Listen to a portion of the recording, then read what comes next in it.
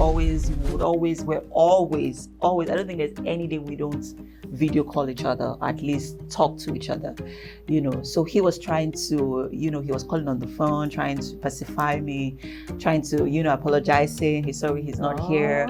I should just try to hang in there. And then one of those days, I had to be in the office early in the morning for a shoot. So coming from the hospital in the morning, my kid had not been discharged, she was still at the hospital, but because I needed to make that shoot at the office in the morning, it was very, so I left the hospital, got home. Just as I was about to take a bath, I call again just to be sure, is this shoot happening? And then they tell me it had been cancelled. I just broke down. I was projecting. The problem wasn't the space. It was just me not properly processing the dynamics that how it had affected our relationship. So I was projecting. So it was a difficult time because he was expecting that I was supposed to understand, but I didn't want to understand. Right.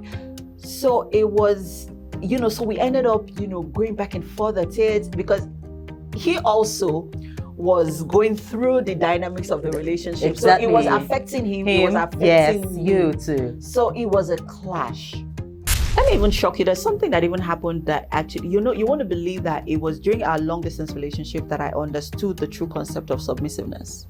I was being a mother, I was being a father, I was being husband, I was being wife, I was, as far as the home front was concerned. So, but my husband really wanted me to acknowledge his presence, regardless of him not being physically around.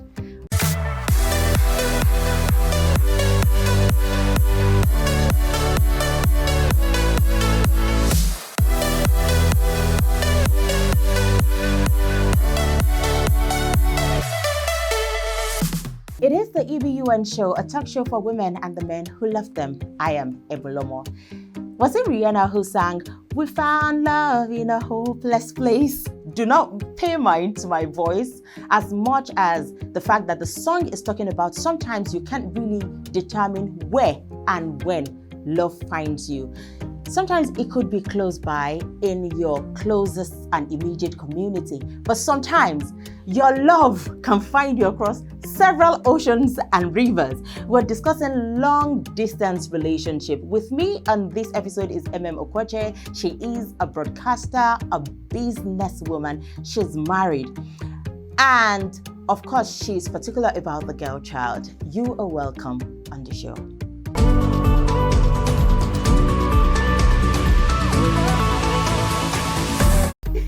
Emem Okwoche, you're welcome on the E.B.U.N show. Yay, finally. Oh, no, it's not my first time. It's not the first time on the show, been here before. But hey, girl, well done. Thank you. I've been following your progress, since you started, even though there was time you went on a hiatus, and then you resumed with a bang. And I was like, oh, you go, girl. Right, I'm so proud of you. And I must thank you because even when it didn't look like it, you were one of my first big guests because there's a way you're just starting up and people don't want to associate with you. I want to thank you for helping me drive the show at that time. And even when I said, can you come on the show again? You came. Thank you so much. I'm grateful. And you're doing amazing. Thank you so much. Oh God. Your style is one to try to beat. Wow. Okay. Like, what is Emem? I'm sure you have people like that. What is Emem wearing today? Oh yeah, I have people who are constantly stalking me. Yeah. Who can't wait for me to invite them to my house so they can read my wardrobe. I don't mind too. But yeah, I try. I know you want to be humble now. The hair, how you combine the colors. Of course, you have your clothing line and how you think about those pieces. It's just amazing. Thank you. Thank you. I'm tempted to just switch this topic to fashion. But thank you so much. I appreciate it. So let's talk about long distance relationship. The dynamics are really changing. You know, before it used to be you just married within your circle. Right. There wasn't social media, but now, even if you marry from your circle, anything can happen along the line. And then how do we build trust across many rivers and oceans? How? Okay, so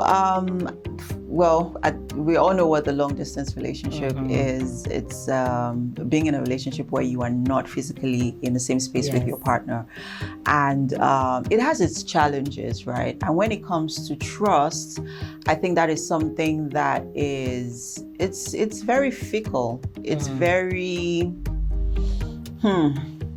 it's very delicate. It's like a delicate flower, right? If it's not properly managed and treated and fed and nurtured, right, it's easy for it to, just die. Not it would die. So it's important to build that trust before that decision where you have to be away from your partner, because you can't build the trust over the distance. You have to build it because it is your physical intimacy that builds that trust, that makes it grow, that waters it, that nurtures it basically. Trust is a very, very, very, very, very important element in any relationship. It's important. Without trust, the relationship dies. True. Without trust, it gives room for it gives room for a lot of things that you wouldn't want in a relationship. So it's very, very important. But you said something about building the trusts before the distance, right? But what about those who actually met during online and the distance is there from the beginning? How do they navigate such situation? I mean, some would not even have seen their partner until maybe months into the relationship. That's where communication comes in, right? Communication is very, very important. So just as important as trust is, communication is very important. As a matter of fact, communication is what actually strengthens the trust. Is what even makes the trust even more formidable, in the relationship, communication. So it is in the course of the communication that trust is being built, because it's in that communication that you're able to know where your partner is per time, always checking up on each other. Communication is important, always, and then because of the time difference, that could also, cause a gap. So no matter how, tired you are, despite the distance, you always have to try to communicate, because it is in that communication that your partner is able to trust that you are doing this at a certain time. And even when you're not being able to, if you're not being reached at a certain time, when eventually that happens, you need to be able to communicate to your partner that this is why you couldn't hear from me at a certain time. It helps to, close that gap. It doesn't give room for any, could he be here, for any doubts, for any worry, for any overthinking, because they are because we as women, I think it is our superpower. We would fill in the gap for you. I mean, you're not saying, you're not telling us I could help you. Yes, it would give room for you to overthink the scenario, break it down. He said, but he's supposed to be at the office at this time. Okay, so he leaves at this time. Between this time and this time, where was he? He should be home. And if he's at home, why is he not calling me? It's going to give room for a lot of doubt, and you trying to overanalyze what is not even there. So you need to be able to try as much as possible. It is an intentional effort between both partners. Agreeing and I think I believe that it is a conversation that needs to be had even in the course of because relationships has phases. In the beginning phase of the relationship, it has to be discussed. Communication has to be, you can't do without it. It has to be like, babe, this is how it has to be. we need to communicate with each other all the time. I'm big on communication, whether how we are feeling, what we're doing, even in the things that we like or with the things that we do not like. Communication is very, very, very, very important. It's very looks critical. like those in long distance relationship have to do more. Yes. Because yes. You have to practically explain. Do you think it has to get to the extent of schedule? Okay, this is how my day will go. If it gets to the, yes, I think it's important. If you have to schedule it. But some men feel, are you stalking me? It's not stalking. If that relationship is important to you, it requires compromising. It requires sacrificing. And those elements are very, very important in a relationship. So if you're not really willing to make those compromises, regardless of how it affects your work schedule, then you're not ready to be in a relationship, because you're not considering your partner. You're not considering how they feel. And that is what the biggest show of love is, in consideration. So if you're not willing to consider your partner, consider your partner rather, and consider what they are thinking, what they are feeling, how they are feeling, even before you make certain decisions, then you're not ready to be in a relationship, especially a long distance one. Yeah. And I think it's also, I need to add this, it has to also come from a place of awareness, to be honest, because if you know who you are and what you can take and what you can accommodate and what you can endure and what you can deal with, it helps to even know if you can even be in a long distance relationship. I was going to ask that question. Is it everybody that can handle long distance? Because from the point of the person who probably doesn't like to explain themselves so much, to the point of the person who really overthinks, who is suspicious of everything. Because really, even I would not be able to handle such a person. Right. So is it everybody that can handle long distance? Well, I'll play the devil's advocate here and say, maybe we can. It's just until you're faced with a situation, you just never know how much you can take or what you can do. True. Right? Because we've been in situations where you're like, oh, I'd never ever thought I would do this, but you find yourself doing it. True. Right. So certain things will push our threshold of how much we can do and what we cannot do. So I wouldn't say not everybody can handle long distance relationship, because I'll take myself as an example, right? I'm big on communication. I'm big on physical intimacy, right? So I would always say, for me, out of sight is out of mind. Right. So if you're not in my line of vision per time, I'm not thinking about you. I'm like, yeah. So even if I would try in the first couple of months, I would try and try. Over time, I'm like, well, it's not working. It happens a lot with friendships for me. Exactly. It happens with friendship. But over time, it's because this relationship is important to me. I would do everything that I can, regardless of the distance, to, keep us talking, keep us together, keep us, in love, we'll quarrel, we'll fight, but it is what you have decided to do in your mind. It's a mindset, it's a thinking. You have to make that decision that regardless, this has to work. And I'm willing to put in everything that I can just to ensure that it works. I'm going to bring this home. So you've been married for a long time, and then your husband had to leave. Yeah. Right. Of course, to a good place, better opportunities, right. And it's just like what you said. There are some times that you won't even know that this certain thing is going to happen down the line. And it's something good. You do not want to push it away. You do not want to throw it away. And then he had to leave, and you're here with the girls. So how was it the first couple of months? Because you've not lived apart until then. Yes, we hadn't lived apart. And it's funny because I remember during our counseling, the counselor at the time asked, What would you do if you are in a situation where your husband is in another part of the world and you have to live alone? Because I mean, if it's if he has to make money, are you going to follow him around and say, "Oh no, he's love of my life. I cannot do without him. I cannot go." Da, da, da, da, da.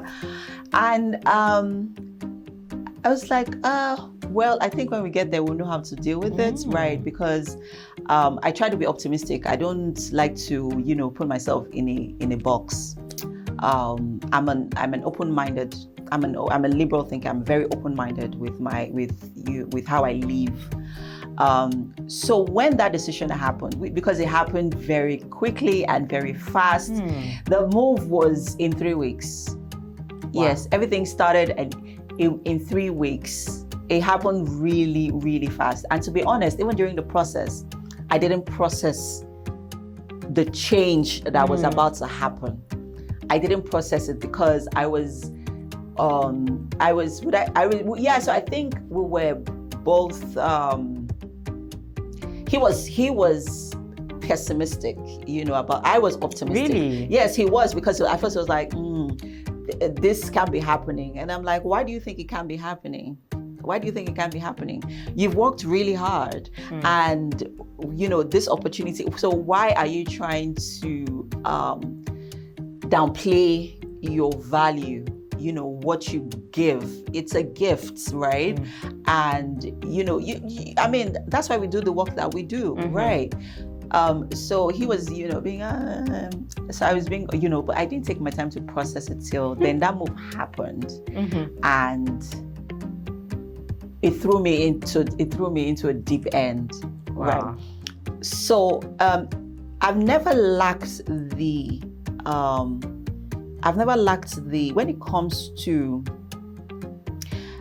physical strength, and I mean to be able to manage people. I'm a first child, right? So when it comes to having an independent mindset, I'm a very independent person, right? I can do well on my own, right? If I'm put in a situation where I have to take care of people, I'll do it well, right? Because I've had to live that all my life. So my husband was very confident. He didn't in any way doubt that I was going to, break down, or I was going to be worried, or I wouldn't know what to do. He trusted that I was going to know what to do and how to handle that situation. But even I knew that I was going to handle it. But then I didn't realize how much that dynamic had affected me, because I just moved. I didn't process the change. I didn't process how that was going to affect me, because I was like, I mean, I've always been independent, so I mean, I'm good emotionally, physically. I got it. Then one day, I think it was when the kids fell ill. I know with kids, one person, the first one falls ill, and then the second one follows. I don't know why that is. And it was a situation where they had to be admitted. Wow. I was a mess. And if there's anything that I would say that I have tried to be and do over the years, is being able to balance being a working mother, a businesswoman, and a working woman, a businesswoman, and being a wife and being a mother.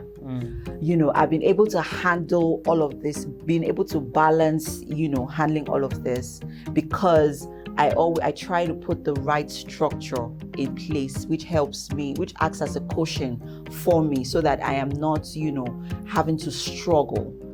But in this kind of situation, and during that period, unfortunately, I was having challenges with my relationships with my employees, because when it comes to working with a team of people, I'm not good at delegating. Right? I play to their strengths, and some of the responsibilities I will just take on it. You cannot handle it, great. I take it on, because I'm a perfectionist. I try to be a perfectionist. I believe in excellence in whatever it is that I'm doing. So I pay attention to details. So if my employee is not able to deliver on that, I take on that responsibility and I take and in I addition do to what you it. already In addition have to to do. what I already have to do. So that period, everything was just happening all at once, and having to deal with the kids. And so when I'm facing those kind of situations, I try to compartmentalize. I deal with what is most important.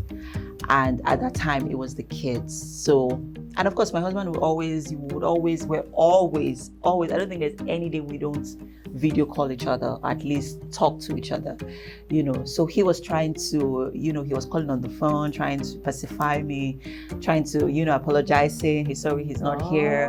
I should just try to hang in there. And then one of those days, I had to be in the office early in the morning for a shoot.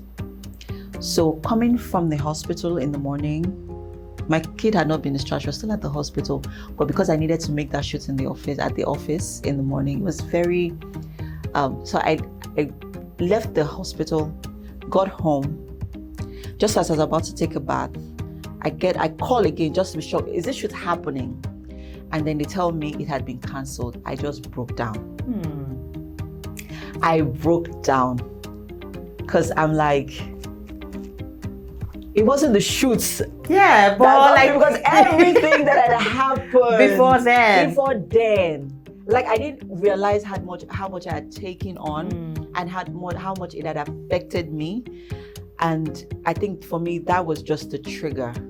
I just broke down. I cried. And then I just went to sleep. For the first few hours, I slept. And then I woke up refreshed. And I'm like, okay, now let's do this. Because I'm one of those people who's like, I will go cry, process. I will take my time. I will process. I will analyze every situation. And I'm not one to regret. I don't do regrets. I feel like everything that happens for a reason. And if there's anything that's really helped me is I show myself compassion. I show myself compassion. I try to be compassionate with myself, and I tell myself I'm only human. I'm not a machine. I'm not a robot. I'm human. And I may not have handled certain situations well, but I have a chance to correct it and do better and be better, right? So I'm not hard on myself at all, right? So and also in the first couple of months, we quarreled, and it was over the flimsiest of things. He got an accommodation, and I didn't think it was a 2-bedroom. I've never lived in a 2-bedroom before. Right. And I had an issue with that because I'm like, but you had an opportunity to, get a bigger space. So why didn't you just get a bigger space? And he was saying that, because it's just him at the moment. So he doesn't feel the need for that space. And I'm like, I'm not going to live there but apparently I was projecting. The problem wasn't the space. It was just me not properly processing the dynamics that how it had affected our relationship. So I was projecting. So it was a difficult time because he was expecting that I was supposed to understand, but I didn't want to understand. Right. So it was, so we ended up, going back and forth at it because he also was going through the dynamics of the relationship. Exactly. So it was affecting him. It was affecting me. You too. So it was a clash. So it took, for me to, have a retrospect on what was going on and realize that, okay, I didn't handle the situation well. I should have been a little more sensitive about the time, about this, about everything. I should have been a little more considerate. I didn't handle the situation well, and I should have been, So I had a conversation with him. I said, okay, I take responsibility. I didn't handle the situation well, and I apologize.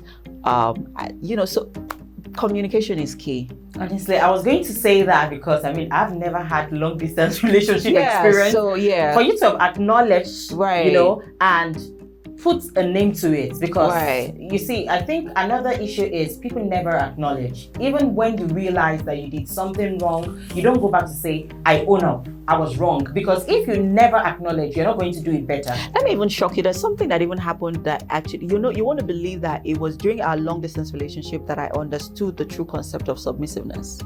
Really? Yes. How did that help you? So, because I had a very strong, independent mother, right? She'd always be my role model because I admired her. She was a strong woman. She had to brace through so much, being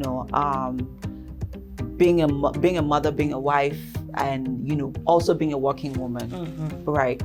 And she's the one that I learned so much from her. Even before her demise, she was my strength. I learned so much from her. I took so much from her. So many of the attributes that I have, I took from my mom. So it wasn't as if she was not submissive, but she was always able to handle everything. The way she approached issues, even with her relationship with my dad, was always brazen. She always had to be confident. She always had to be brave. I would say she was a feminist. No, she wasn't a feminist. She was just a woman who was able to be in charge. Right. And especially in the society that we live in, a woman is not meant to be in charge. Like that. A man is supposed to be the one in charge, in control of things in the home fronts, right? But for my mom, that's how I saw her. She was always in charge. And, I'd always lived as I always wanted to be in control of situations. When I am not in control of situations, I go paranoid because I want to be in control of situations. Like, there's a way you picture things. And if anything is taken away from it, you don't understand it. But I think it cannot be like that. It's an African woman mentality. It's not just with our mothers too were like that, right? They always wanted to be in control of things. I'm not saying generally, because there's some women who just allow their women, handle things. You get, and that is what also birthed some of our mothers being financially independent, because you don't wait for the man to do everything. You just do it. But some will have a twist of that and say African women are usually not independent. That narrative is changing, but then you'd be shocked because our mothers were independent to an aspect. My mom was independent. Yes. She was financially okay. Yes. So, where did that narrative come from? Because most of the women I grew up knowing had their own thing going on. They didn't have to be big own industries, but they were stable financially. Yeah, let's not deviate. Yes, that's another conversation for another day. We'll talk about that. Now my mind is geared towards that because I'm women centric. I like to talk about issues that affect women, but we'll leave that for another conversation. So now going back into that particular situation. So there was there was a time we had a conversation about something, and he was like, I know you have gone ahead. He told me to do something, and I'm like, I'm not going to ask about it because I know that you've done it the way that you want to do it. That I give you sometimes I give instructions. I feel like sometimes you don't listen to me, and I'm like, you can't say that I don't listen to you, right? You're not here, right? So you wouldn't understand, the intricacies about the situation. So of course I'll handle it in the way that I think is best for me. And because I like to do things with ease, I will always pick an easier an easier way of doing it. And so it was that conversation didn't go well. There was an argument, and later when I thought about it, and I'm like, okay. I don't know how it just hit me. And I was like, I guess because I've never really understood or have never really experienced submissiveness, it's difficult for me to be submissive in a context at which my husband would like me to be right. Because I'd never experienced it, because I'd never understood it, it's difficult for me to. I'd always been, in control of. I want to, if that. Okay. I make decisions for myself. Move. Exactly. I move. I just do things. I'm in control of things. And in the situation that I was, which it also demanded me to be in control of things, because I was bearing the heart of, I was being a mother, I was being a father, I was being husband, I was being wife, I was, as far as the home front was concerned. So, but my husband really wanted me to acknowledge his presence, regardless of him not being physically around. Right. And I had gotten carried away. And I needed to have a conversation with myself and rein in and say, he may not be physically present, but you always need to acknowledge that he's still the head of the family. Makes sense. And we had that conversation. I said to him that, to be honest, I think this is the first time that I really understood the concept of submissiveness. And I would just, regardless, and you're not here, but which of course is easier for one to get carried away. You're making decisions because you are physically present. I'm like, okay, you know what? I'm just going to acknowledge that and just allow myself take the back seat and be the neck while you continue to be the head. So it's communication. I also go back to communication. Everything boils down to communication. Comes back to communication. And like something you mentioned earlier that played out here is you have to let things go to sacrifice a lot. Compromise your pride, your ego, because you want the relationship to work. It's not, so you just, of course, you will not give up your person. Yes. But there are some things that in the long run, what do you really want? Yeah. Your relationship, or you want to stick to your ego and pride. Exactly. So let's talk about intimacy. Interesting conversation. Yeah. How is one able to manage it? Because your flesh. Right. Yeah. Intimacy. I told you earlier on that I'm being physical intimacy. Intimacy is very important in every relationship. Physical intimacy, emotional intimacy, spiritual intimacy. And I am big on intimacy on every level. I remember stumbling into a conversation on Instagram where the lady she just got married, and it was a long distance situation. So she was seeking advice that she doesn't know what to do, because now she's faced between masturbating and phone sex, and it sort of impedes on her Christian morals and values, and more as a Christian. So she doesn't know how, what to do. She's also faced masturbation, phone sex, and having an affair, because she has she's also faced with a lot of temptation, especially at the office, so she doesn't know what to do. And then there were people in the comment section, some of course women, going like, no, masturbation is a sin, phone sex it's also compromises on your values as a Christian. And of course the phone sex is with your husband. And I'm like, and then physical and then of course we all know infidelity is a no. Sometimes this is what we do, we ask for the Holy Spirit for help.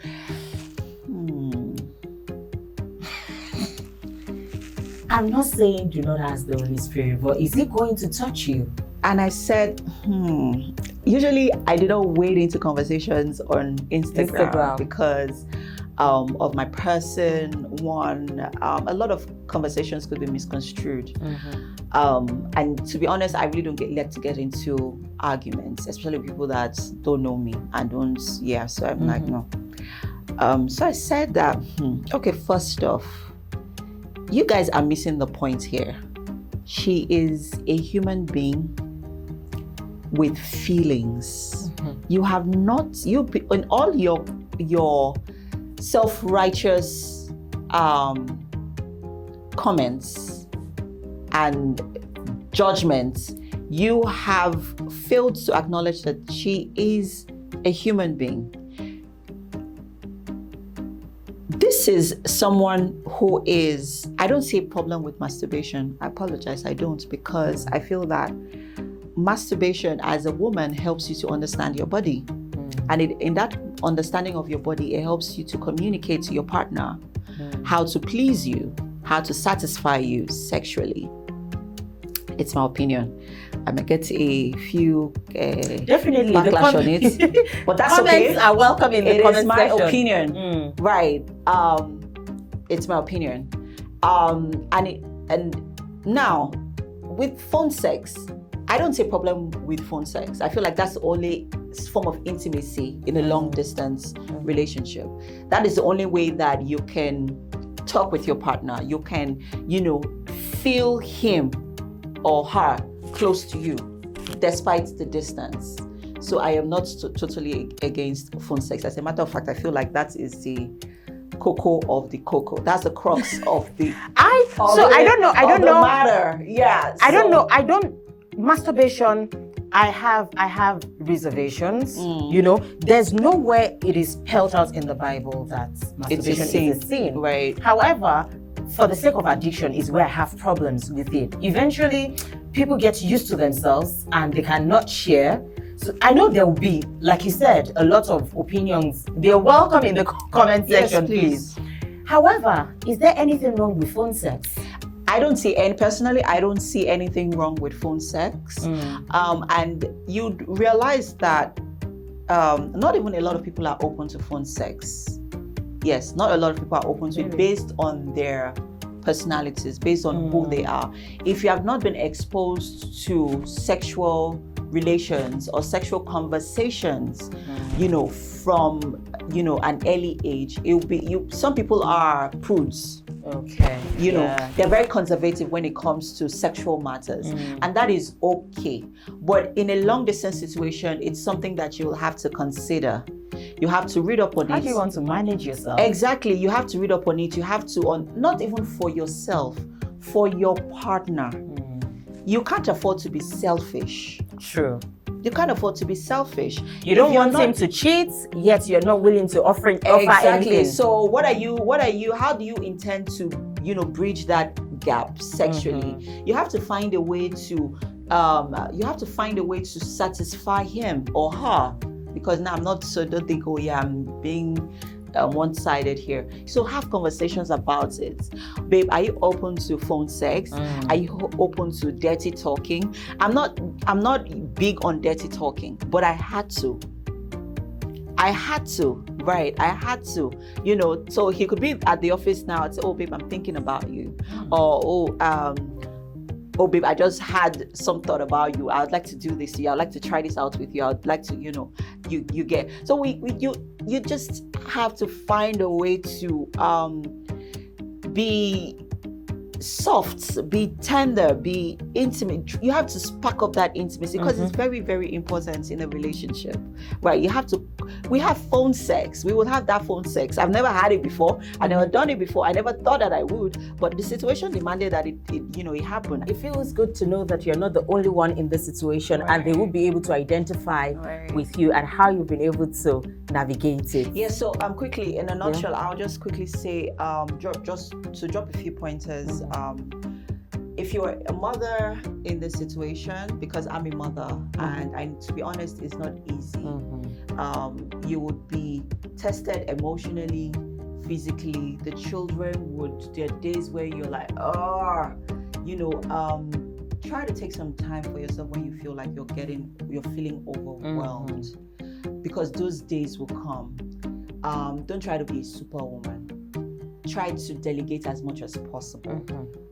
Build a structure, if you can, to help, like a support system that can, always, the days that you need to, take care of yourself. You need some self-care, whether it is with your friends, whether it is just some time alone, but just try to create that time for yourself, personal time for yourself, where you could, it just helps you to, think straight. It helps you to focus on yourself a little bit so that you're not overwhelmed, because in that overwhelmingness, you see yourself begin to project on the children, on the kids, and it could affect them negatively. And because of the lack of the father presence, because of the absence of the father, you just never know how it would affect the kids. So try to create a support system to help you to take some time for yourself. Prioritize the children as a team, as a family, as a team. Don't say, because I'm here, so I have to do it myself. In whatever decisions that you're making, try to get your husband involved. He needs to feel involved, because it's easier to say, oh, he's over there, and he himself is over there too, and he's like, she's got it. No, get him involved. You have to be intentional about it. Utilize social technology as much as possible. Those video calls, like 3 to 4 times in a week, I ensure that the kids speak with their dad. Not just speak, video. See him. Because there's the talking and then there's the video. And kids, they have very little attention span. So it's easy for them they don't understand what's happening. You have to help them understand that, okay, daddy is not around now. So that communication is very, very key. Important. They would get distracted, but that conversation needs to happen. If it cannot happen every day, all through the week, at least fix times where they could, speak with him. Get your husband involved as much as possible. Try to avoid conflicts as much as possible, because to be honest, it doesn't help the relationship at that time. It's very, very delicate. So you need to, do it. But open and honest communication is very, very, very important. Yeah, and then plan visits. Yes. So there's something that my husband and I used to do, we still do.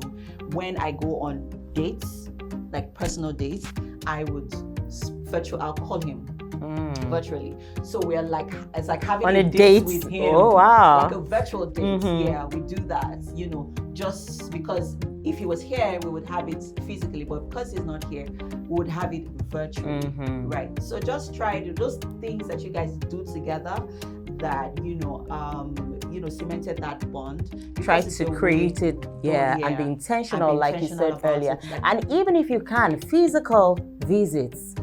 Yes. That's a planned visit, because of, in these parts, how expensive, flight tickets are. In the absence of that, try to, utilize technology as much as possible. Have those virtual phone calls, have those virtual dates, have those virtual meetings. So just be intentional about it. Thank you. Thank you so much for your time. Subscribe, like, and share. And thank you so much for coming. Bye. Bye. In the home front, every man wants to be treated like a king. Unfortunately, you now see a situation where even the person you are in a relationship with now treats someone else outside. Better. Maybe they are pastor, maybe they are mentor, maybe they are sibling, and they treat them better than the person that they are in covenant with. We just found one new spot on the island. And in my mind, I was thinking, I'm feeling so tired. I've done more than 8 hours of job. And then I would drive to the club and spend the whole night there. It is a sign that perhaps there's no peace at home. Even though she eventually said the knife was to scare the man. But what if in the middle of it, the man pushes himself into the knife? It doesn't matter what the man had done all the while. You are a murderer. And especially these days that we don't even know if your husband has a boyfriend. Because gayism is, gayism is everywhere, and there can be the excuse of, oh, I'm talking to my friend, he's a colleague at work. You don't know if they are knacking in the office. Hey. But no. Hold on now, babe.